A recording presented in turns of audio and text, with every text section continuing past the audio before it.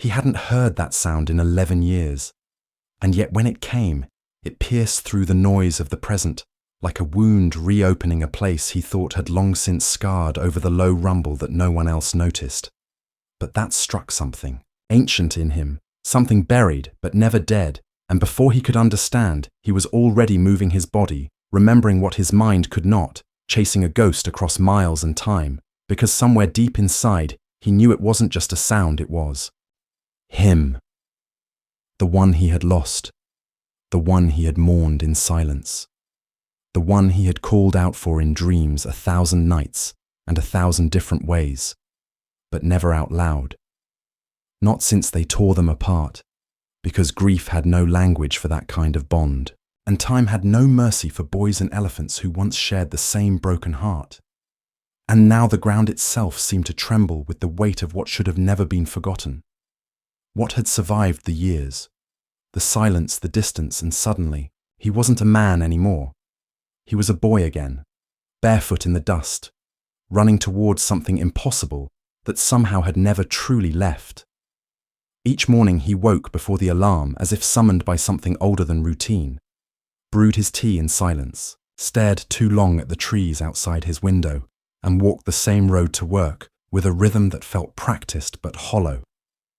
His steps always slowing near the edge of the forest, though he never quite turned his head. His fingers often brushed the fabric of his pocket, where once a tiny carved figurine used to rest, now long lost, but still remembered, and sometimes without meaning to, he hummed a low, tuneless sound that made nearby dogs perk up and tilt their heads as if trying to place it in their memory. He kept a jar of peanuts on the shelf, though he never ate them, let the plants grow wild along the eastern wall of his yard, and left space by the gate where nothing was ever built. And when asked why, he only smiled and said nothing. His laughter came easy, but never deep. His friends said he was kind but distant, like someone always listening for something just out of reach, something that never came. And in the stillness of certain dusks, when the wind caught the dry leaves just right, he would pause with his hand on the door eyes, searching the horizon, heart caught in the half-second between breath and memory, as if some part of him still waited for a sound, only he would recognize. He had left with a bag too big for his body and a promise on his lips that he'd be back soon, just a few weeks, just enough time to learn numbers and rules and then home again. But when he returned, the clearing was empty, the path trampled and quiet. No trumpeting, no footprints, no warm trunk reaching for. His hand only silence thick and unmoving, and the trees seemed taller now. The sky farther away, he ran until his legs burned, called until his voice cracked. Asked every guard, every villager. But all he got were shrugs and echoes of sorries that meant nothing to a heart that had just been split in two. Kavi was gone, without a sound, without a goodbye taken to some place with fences and strangers, where Ayan could not follow, and something in him collapsed, folded inward like paper, wet with rain and never dried. He stopped going to the edge of the forest, stopped drawing animals in the margins of his notebooks, stopped speaking when he didn't need to speak, and while his body grew, his eyes stayed small and searching, afraid to hope, afraid to forget, and every year blurred into the next. A quiet ache under the surface of ordinary days. Friends came and went, but no one ever quite got close because part of him was still there, still standing in that clearing, still waiting for a sound that never came. And Kavi too, in his own way, must have waited paced the edges of a new world, with eyes always scanning the horizon for a familiar voice, for the scent of dust and laughter and home. But time teaches silence and survival. They both learn to endure, without healing, to carry the absence like a second skin. And the years passed slow and wide, like a river with no bridge between them, only distance and the question that never stopped echoing. Even in dreams, where are you, where are you, where are you? Let me pause here for a moment and ask you something. Have you ever lost someone, a person, an animal, and wondered if they still remembered you after all those years? Maybe you've felt that quiet ache, that invisible thread still pulling at your heart. If this story speaks to something inside you, share your thoughts in the comments and tell us where you're listening from. And if you believe in the kind of bond that time can't break, don't forget to follow. There's so much more ahead, and it only gets deeper from here. It started like nothing.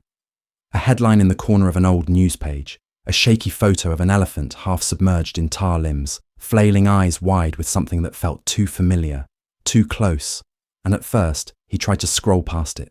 Tried to be, logical told himself. Elephants fall into pits all the time. It meant nothing, but something deeper. Didn't listen.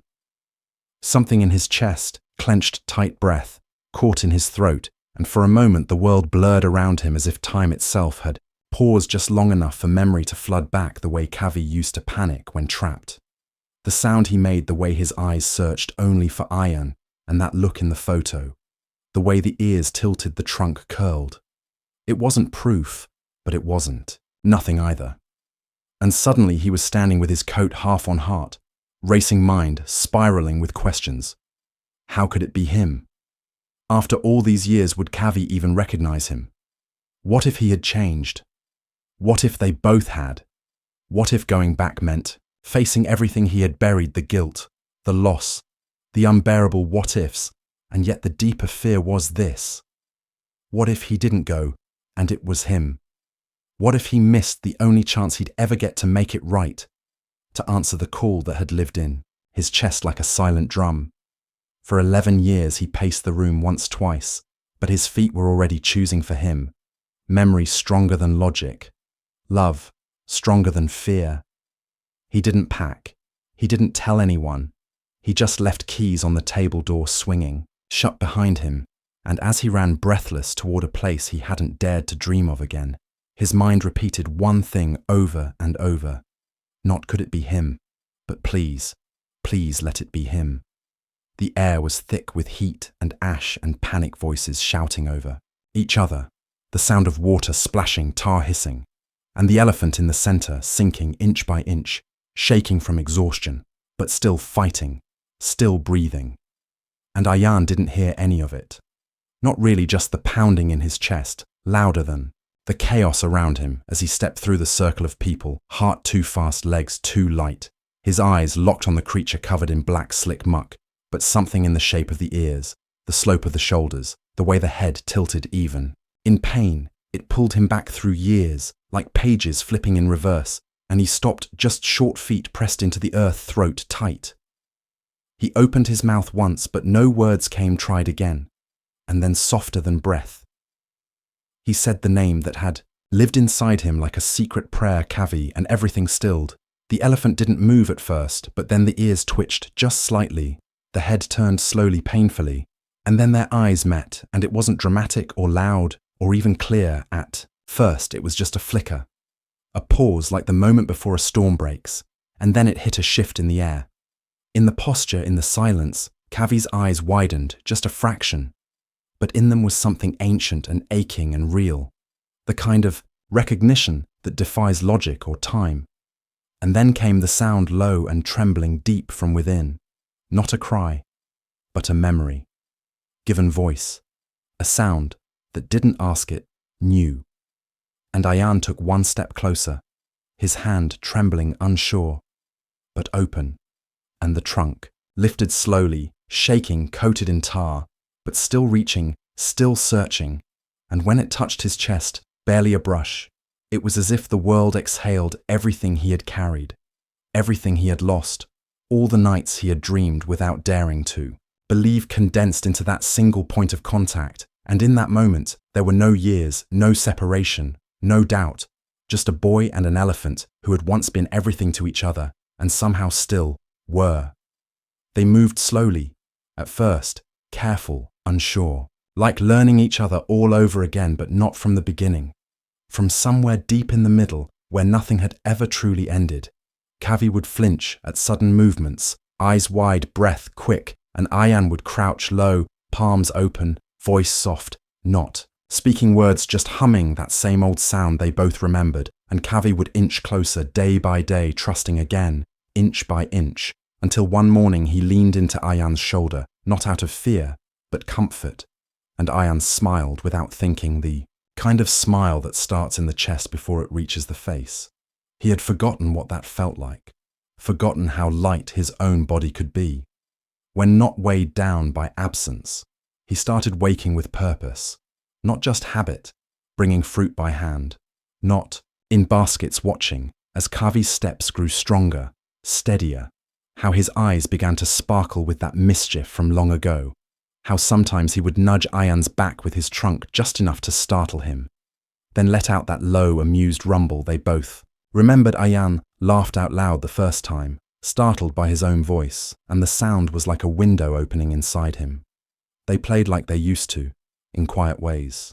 Kavi tossing dust in the air, Ayan catching it mid-fall, pretending to scold, and every time they touched something unspoken passed between them. Not just memory, but forgiveness and wholeness, and the gentle truth that they had never truly let go.